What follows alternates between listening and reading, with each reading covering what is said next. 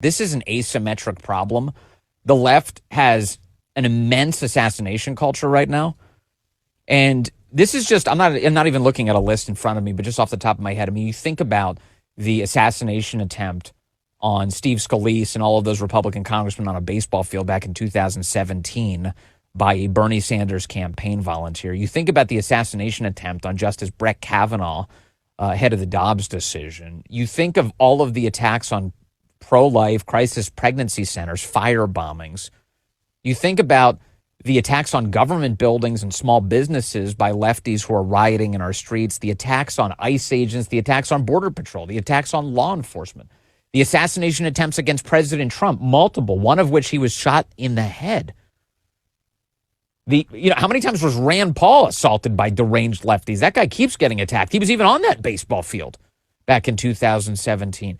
This is an asymmetric problem. And when you mention this, if there's anybody trying to draw up some sort of excuse here, be like, actually, no, it's a both sides problem. Well, then what are you referring to exactly? Are you referring to the Minnesota attacks on Democrats there that was done by a guy who had no Kings flyers in his car and he was appointed to a board in the state by Tim Walz? Is that what you're saying?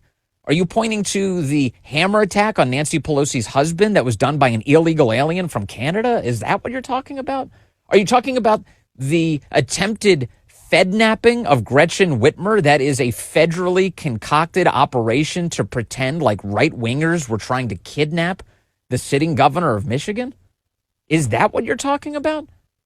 Because all of that is bullshit. None of that conforms to some sort of both sides description. This is deeply asymmetric. The left has a culture of violence, a by any means necessary move towards power.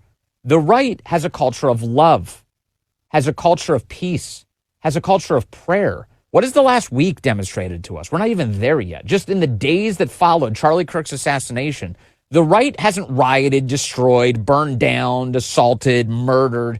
The right has had prayer vigils. The right has gathered together all across the country to celebrate Charlie Kirk. The right lowered our flags to half-staff. The right has a positive vision of the country.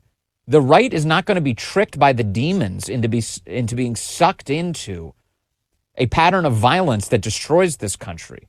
The right is going to appeal to our better angels and make this country better and hold wrongdoers accountable. We are not the same.